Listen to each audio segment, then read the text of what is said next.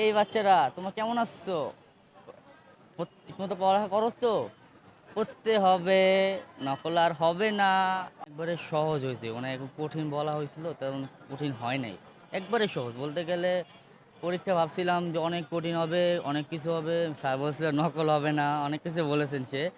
যে বলছেন পরীক্ষার জন্য হার্ড করতে হবে, তোমার যাতে একবারই মনে করেন স্টুডেন্টের ভয়ে ভয় ভীতি দেখাইয়া একদম নামায় রাখবে, কিন্তু তা হয়নি অবশ্য। অবশ্য সব কোশ্চেন সহজ। কালকে যেমন বাংলা, পরশুদিন বাংলা প্রথম পত্র হয়েছে, ওই দিনটা মনে করেন কোশ্চেন দেখে মনে হয়েছিল যে নকলের কি দরকার, কোশ্চেনের কোনো নকলের দরকার নেই এখানে। এমনি পড়া যায়, না পড়লেও পড়া যাবে, লেখা যাবে সব।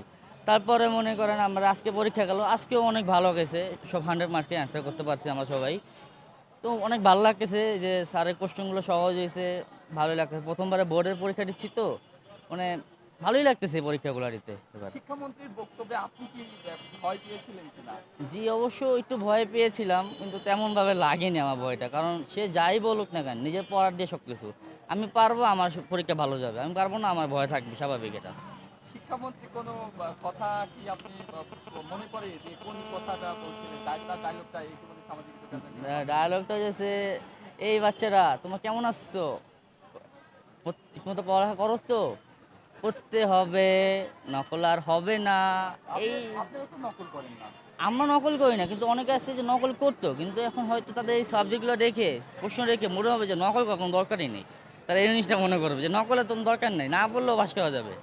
হলের পরিবেশটা কেমন ছিল? হলের পরিবেশে অনেক ভালো ছিল, শিক্ষকরাও মনে করেন বন্ধুর মতো।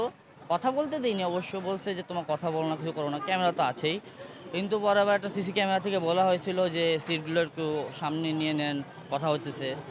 তো মনে করেন সিটগুলো সামনাসামনি নিয়ে নিছে, ঠিকঠাক করে পরে বসাইছে, কথা বলতে দেয় না কাউকে।